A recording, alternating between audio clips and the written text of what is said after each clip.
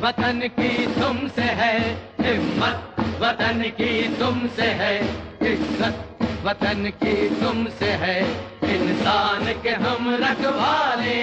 ताकत वतन की हमसे है हिम्मत, वतन की हमसे है इज्जत, वतन की हमसे है इंसान के हम रखवाले। तो ये कोई विरोध वहां सरकार बनी उसका था, ये कोई विरोध किसी मंत्री ने बयान दे दिया ये उसका था। ये विरोध आजाद साहब अपने आप को हम गुमराह न करें, वो इस बात का था कि जिस व्यक्ति को आतंक का अपना हीरो मानते थे, पुलिस की एक टुकड़ी ने उसको एनकाउंटर के अंदर लिक्विडेट कर दिया। देश की एकता और अखंडता की बात हुई तो पाकिस्तान तो क्या, मेरे को लग रहा है सारे वर्ल्ड की जो आतंकवादी गतिविधियां हैं उनको हिंदुस्तानी निपटा देंगे। और जरूरी हुआ तो हर युवा जो सेना में भी नहीं है वो भी हथियार उठाने के लिए देश की एकता और अखंडता के लिए तैयार है। कि एक आतंकवादी होता है, वो किसी देश का नागरिक नहीं होता। यदि पाकिस्तान उसका सपोर्ट करता है, उसको मारने के विरोध में काला दिवस मनाता है, तो मैं उसका पुरजोर विरोध करूंगी। पाकिस्तान में एकजुटता दिखाई जा रही है, उससे कई गुना जो भारत उससे 4 या 5 गुना बड़ा है, एकजुटता दिखाए तो पाकिस्तान का ये आतंकवादियों से जड़ से सफाया किया जा सकता है। उनके भी मुल्क में आज हर रोज़ दंगे होते हैं, आतंकी हमले होते हैं, बॉम्ब ब्लास्ट होते हैं, तो उन्हें भी आना चाहिए कि हमारी कंट्रीज़ में भी यही चीज़ें हो रही है तो हम इसके खिलाफ लड़ें कि हमारी कंट्री में भी ना हो और आपकी कंट्री में भी ना हो। कोई भी मतलब रिलीजियस की तरफ से आप फाइट ना करें, सारे रिलीजन्स तो एक ही है, तो फिर हम लोग क्यों फाइट कर रहे हैं? हमें एकता के साथ आना चाहिए और जो आतंकी टेररिस्ट है उसके खिलाफ लड़ना चाहिए। तस्वीर का पहलू जनता के नजरिए के बाद रामस्वरूप जी हैं बीकानेर से हमारे साथ। नमस्कार सर। हेलो, नमस्कार सर। बताइए क्या कहना चाहेंगे आप? सर मैं ये कहना चाहता हूँ, इसे सेना का मनोबल टूटता है। सेना से वो भी हमारे आदमी है, कोई और तो है नहीं। इनको इतनी छूट कैसे, मतलब इनके मतलब हाथ कैसे बांध दिए कि ये कुछ एक्शन भी नहीं ले सकते। इनके नेता खुद हमारे सैनिकों को इतनी बड़ी गालियां निकालते हैं। मैंने खुद में यासिन मलिक का देखा था एक बार। तो ये जाहिर है वो तस्वीर भी है और एक तस्वीर है कि सोशल मीडिया पर पाकिस्तान का प्रॉक्सी वार है। नंदा साहब, एक मोटी सी किताब लेकर आप बैठे हैं जिस पर पाकिस्तान लिखा हुआ तो मैं पढ़ पा रहा हूँ, लेकिन पाकिस्तान के साथ क्या इस किताब में कश्मीर के हालात का जिक्र है? कि जो तस्वीर है उसमें हम क्या समझे? आज ये बेचैनी है घाटी में, इस बेचैनी का मर्ज जो है इलाज क्या होगा? मुख्यतः कवर ही दिखाने लायक है, Pakistan between mosque and military जी। तो पाकिस्तान की भीतरी सियासत मॉस्क और मिलिट्री के बीच डिवाइडेड है।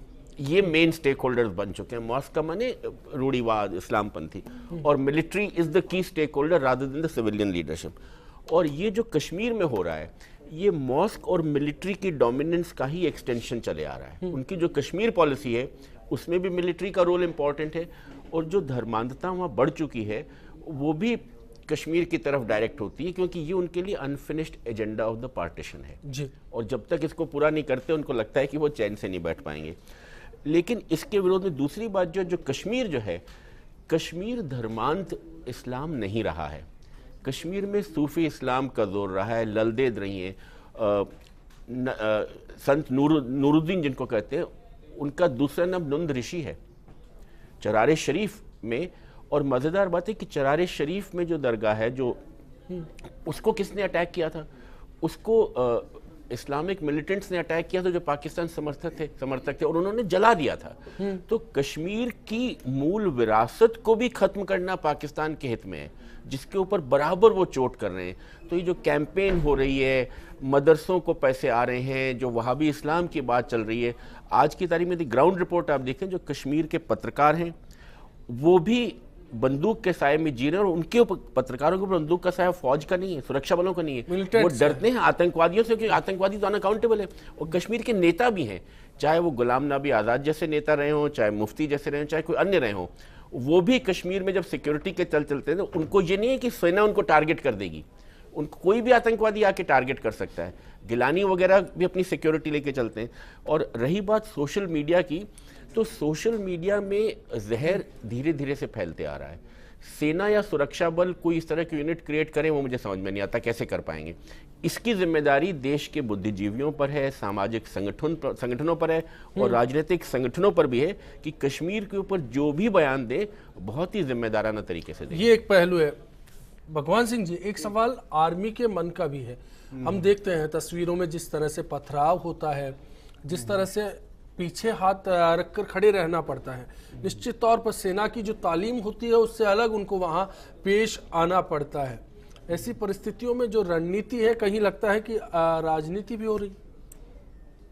नहीं, देखिए बात ये मसला ही राजनीति का है। ये मसला ही राजनीति से तय होना आम चाहिए। भारतीय के जहन में तो यही सवाल खड़ा होता है। रामस्वरूप जी ने कहा कि गालियां पड़ती है और बेचैनी में खड़े रहना पड़ता है, सुनना पड़ता है। ऐसा वो तो सुनना पड़ता है क्योंकि जो भी आर्मी जो तैयार हुई है, आर्मी की जो ट्रेनिंग हुई है, बेसिक ट्रेनिंग है, वो लड़ाई में दुश्मन से लड़ने की है, अपने ही आदमियों से लड़ने की नहीं है। अपने ही आदमियों से लड़ने की या अपने ही आदमियों के मसले तय करने का ये तो पुलिस और सिविलियन एडमिनिस्ट्रेशन का काम है। तो आर्मी को कभी कभी पुलिस का भी काम करना पड़ता है। तो ये एक उनके जीन्स में भी नहीं है और ना इनके डीएनए में है ये काम। तो इसलिए बट फिर भी आप भारतीय सेना को ये इतिहास बताता है, जहाँ जहाँ भी हमारी सुरक्षा सेनाएं जो यूएनओ मिशन पे गई हैं अफ्रीका में, आप देखिए कनाडा की एक बिल्कुल क्रैक बटालियन थी, कमांडो बटालियन, उसको डिसबैंड करके वहाँ से अफ्रीका से भेजना पड़ा क्योंकि उन्होंने जनता के साथ बहुत अत्याचार किए और रेसिज्म का उन्होंने सहारा लिया। हमारी जो फौजी होती हैं, जो सेना होती है, वो जनता के साथ हमदर्दी रखती है। हम अपने आदमी समझते हैं उनको, चाहे अफ्रीकन हो चाहे बिल्कुल। हमने अपनी शुरुआत में उसके साथ दिया भी है कि ताकत है लेकिन वतन के रखवाले हैं, लोगों की हिफाजत करना उनका जिम्मा है। पंकज जोशी जी, ऐसे में एक बात आपसे भी समझना चाहता हूं कि बार बार ये आरोप केंद्र सरकार पर लगता रहा है कि आप पाकिस्तान के लिए जिस लहजे में बात करते थे वो तेवर अब बरकरार नहीं रहे। कश्मीर के जो बिगड़े हालात हैं कहीं ना कहीं इसी बात का इशारा करते हैं। ये देखिए अश्विनी, दो चीज़ें हैं। अभी मेजर साहब ने कहा, ब्रिगेडियर साहब ने, कि बेसिकली कि जो है कि अब जो है फौज जो है देश से लड़ना चाहती है। लेकिन देखिए अब जो जमाना है इसमें जो है फौज को जो है देशों से लड़ने की बजाय आज पूरे विश्व को जो फौजों को लड़ना पड़ रहा है वो आतंकवाद से लड़ना पड़ रहा है। आप ये बताइए केंद्र सरकार क्या करना चाहती है? देखिए केंद्र सरकार जो है जिस तरीके का बीजेपी के बीच क्या चल रहा है, बिल्कुल देखिए कहीं इसमें बीजेपी और उसमें नहीं है, सरकार का, राष्ट्र की जो सरकार है वो बिल्कुल राष्ट्र के प्रति जो है काम कर रही है। और जिस तरह की घटनागिरी, जिस तरीके का जो एक्शंस लिए गए वो बिल्कुल प्रॉपर एक्शंस थे। क्योंकि आज जिस तरीके की बात हुई, क्योंकि देखिए वो जो सबसे बड़ी जो शुरू हुई वो शुरू किसी चीज से नहीं हुई, पुलिस से नहीं हुई। वो जब पूरा जो हुआ, जब मिलिटेंट्स को घेरा गया तो वहां फौज थी और फौज को जब घेरा गया, जिसके ऊपर पथराव करने के बाद रोका गया, जिसका वीडियो बेसिकली वायरल हुआ है, उस वीडियो को आप देखेंगे तो बिल्कुल साफ दिखेगा कि उसको जो है उसको रोका गया। और जब रोका गया तो जो काम जिस तरीके से किया जाना चाहिए था मिलिटेंट्स के प्रति वो बिल्कुल किया गया। और जहां जनता को बचाने काम थे बिल्कुल जनता के प्रति। आऊंगा गिराज जी, आपके पास भी आऊंगा। नंदा साहब बीच में कुछ कहना चाह रहे हैं। मैं ये कहना चाह रहा था कि ये सवाल अक्सर पूछा जाता है कि कोई भी सरकार क्या कर रही है। हमें याद रखना चाहिए कि 1971 में जब भारत बांग्लादेश की जंग हुई थी, उसके पहले भारत के समक्ष रिफ्यूजी क्राइसिस आ गया था। दसियों लाखों की तादाद में बांग्लादेशी भारत आ गए थे। तो श्रीमती गांधी ने जनरल मानेकशॉ को हिदायत दे दी थी जंग के लिए तैयारी करने की। लेकिन जनरल मानेकशॉ ने कहा कि मैं अगले 5 या 6 महीने तक कुछ नहीं कर पाऊंगा, मौसम ये होना चाहिए, मानसून आने वाली है, बरसात में अगर हम जाएंगे तो फंस जाएंगे बारिश में। तो उस दौरान जब सेना तैयारी कर रही थी तो सरकार कुछ नहीं कह रही थी, कोई धमकी नहीं दे रही थी। इंदिरा गांधी दुनिया भर का दौरा कर रही थी ये कहने के लिए कि देखिए हम मुसीबत में हैं, भारत रिफ्यूजी क्राइसिस से डील कर रहा है, और समानांतर तैयारी चल रही थी। अब कश्मीर की बात ने पाकिस्तान के रवैये को, एक विपक्ष के नेता होने के नाते प्रधानमंत्री मोदी जब कैंपेन कर रहे थे, कुछ भी बात कहे, प्रधानमंत्री बन गए। आप गौर से देखिए पाकिस्तान को इंटरनेशनल स्तर पर, अंतर्राष्ट्रीय स्तर पर किस कदर आइसोलेट किया जा रहा है। सामरिक दृष्टि से पाकिस्तान कुछ समय तक पहले कहता था, जनरल साहब अपने फौजी भाई जानते होंगे, कि अफगानिस्तान को पाकिस्तान स्ट्रेटेजिक डेप्थ के रूप में लेता था। कल को हिंदुस्तान के साथ जंग हो तो वो अपने फौज या हथियार या जहाज कहाँ ले जाएंगे। आज की तारीख में अफगानिस्तान के साथ भारत के पाकिस्तान के मुकाबले अच्छे संबंध हैं। प्रधानमंत्री की न केवल यात्रा हुई, बांध का इनॉग्रेशन हो, अफगानिस्तान और पाकिस्तान में टेंशन चल रहा है और पाकिस्तान में इस बात को लेकर चिंता है। ईरान जो कि मुख्यतः इस्लामिक मुल्क ही है, शिया मुसलमान होगा, भारत के इस्लाम डील हमारे ईरान के साथ होते संबंधों को लेकर पाकिस्तानी चिंतित है। और जो चीन और पाकिस्तान की जो प्रगाढ़ मैत्री है, आप ये देखिए वही बरकरार है। अंतर्राष्ट्रीय स्तर पर अमेरिका के संबंधों को लेकर भी भारत अब विज़-वी अमेरिका भी पाकिस्तान को आइसोलेट करने में समर्थ हुआ है। और अंतर्राष्ट्रीय आतंकवाद को लेकर भी भारत ने जो इंटरनेशनल स्तर पर कैंपेन चलाई है, पहले हिंदुस्तान कहता था अंतर्राष्ट्रीय आतंकवाद कोई सुनता नहीं था, अब ये समझना, तो ये धीरे धीरे चौतरफा तैयारियां चलती हैं किसी को। गिरिराज गर्ग साहब, क्या ये संतुष्टि वाली बात है? कूटनीतिक लिहाज से नरेंद्र मोदी के विदेश दौरे कामयाबी की ओर है और कहीं ना कहीं देश के माहौल पर आगे गौर कर लिया जाएगा, जैसा कि 71 के जरिए समझाया गया? नहीं, निश्चित रूप से 71 के लिए जो कहा नंदा साहब ने, विल पावर की आवश्यकता है। हमें ये देखना पड़ेगा कि जो पाकिस्तान हिंदुस्तान से अलग हुआ और लगातार 65 साल तक जो हमें डिस्टर्ब कर रहा है, प्रॉक्सी वार कर रहा है, हम आंख मीच के ऊपर 2 साल से उस पर विश्वास कर रहे हैं। बिल्कुल आंख मीच ली, हमने कतई नहीं सोचा कि जो दुश्मन है आइसोलेट करने वाली बात तो आई, कहा कि दुनिया के प्लेटफॉर्म पर बेनकाब किया जा रहा है। निश्चित रूप से बेनकाब तो पहले भी होता रहा पाकिस्तान, एक बार नहीं 50 बार हुआ है। हालांकि नरेंद्र मोदी ऐसा कहते नहीं। और नंदा साहब ने जो कहा 71 के वार के अंदर, आज नहीं, अमेरिका को तो उस समय इंदिरा गांधी ने चैलेंज दे दिया था, उस समय धमका दिया था, जब उसने कहा था कि मैं 7वां बेड़ा भेजूंगा बांग्लादेश पाकिस्तान के समर्थन में। उस समय इंदिरा गांधी ने कह दिया था कि आप 1 नहीं 2 भेजिए।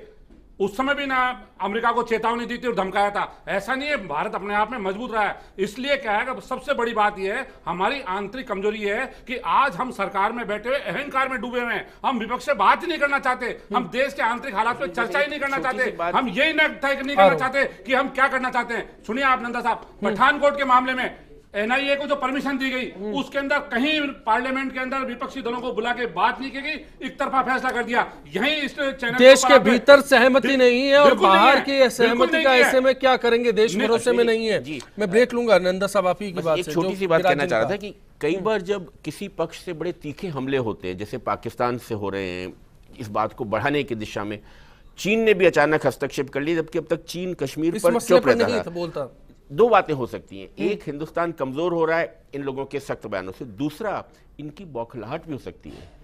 क्या चीन नहीं आइसोलेट हो रहा है एनएसजी के मुद्दे पे? माना कि एनएसजी में हिंदुस्तान को मेंबरशिप नहीं मिली, लेकिन बहुतायत मुल्कों ने हिंदुस्तान का साथ दिया।